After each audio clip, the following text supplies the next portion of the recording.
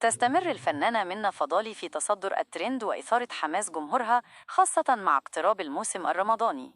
إطلالتها الأخيرة بالأبيض والأسود لم تكن مجرد استعراض لجمالها، بل كانت بمثابة إعلان تشويقي لشخصية سماح التي تراهن عليها هذا العام. إليك أبرز التفاصيل حول هذا التألق والعمل المرتقب. 1. إطلالة الأبيض والأسود خطفت منه الأنظار بجلسة تصوير كلاسيكية اعتمدت فيها على تباين اللونين الأبيض والأسود، مما عكس حالة من النضج الفني والجاذبية الهادئة. الجمهور تفاعل بشكل واسع مع الصور، معتبرين أنها تعيش حالياً واحدة من أزهى فترات تألقها الجمالي والفني. 2.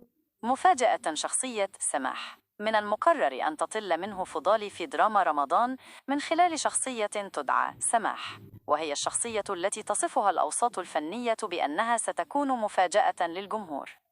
التحول في الأداء.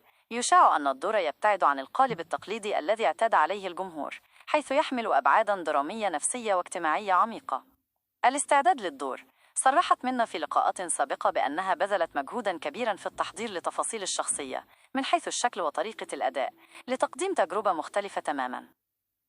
لماذا يترقب الجمهور سماح؟ بعد نجاحاتها المتتالية في المواسم السابقة، أصبح هناك ثقة في اختيار منة لأدوارها.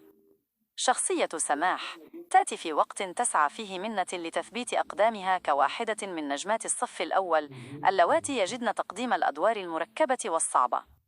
كلمة السر: التغيير. يبدو أن منه فضالي قررت هذا العام أن تترك سماح تتحدث عن موهبتها تماماً كما تحدث جمالها في الصور الأخيرة.